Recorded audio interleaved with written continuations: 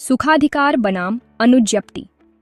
तो धारा संबंधित सुखाधिकार यानी ईजमेंट, ये धारा 4 भारतीय सुखाधिकार अधिनियम 1882 के तहत आता है।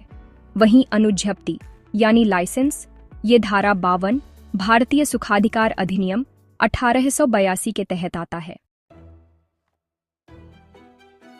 सुखाधिकार एक विधिक अधिकार है जो एक व्यक्ति को दूसरे की संपत्ति पर कुछ सीमित उपयोग का अधिकार देता है, जबकि अनुज्ञप्ति केवल एक अनुमति होती है जिससे कोई कार्य संपत्ति पर किया जाता है जो किसी भी समय रद्द की जा सकती है। सुखाधिकार धारा 4 के अनुसार वह अधिकार है जिसके अंतर्गत कोई व्यक्ति अपने लाभ के लिए किसी और की संपत्ति का सीमित उपयोग कर सकता है। यह संपत्ति से जुड़ा होता है और स्थानांतरित किया जा सकता है।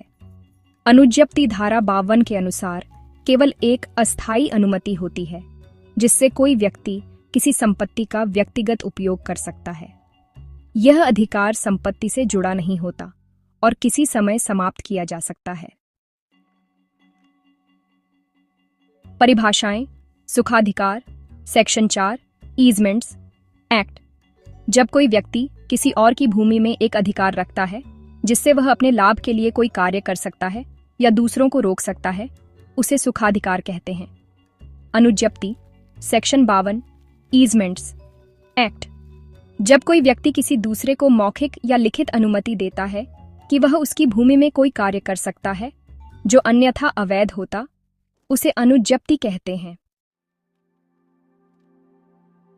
मुख्य अंतर यह है कि स्वभाव के अनुसार सुखाधिकार संपत्ति से जुड़ा अधिकार है, जबकि अनुज्ञप्ति केवल एक व्यक्तिगत अनुमति होती है।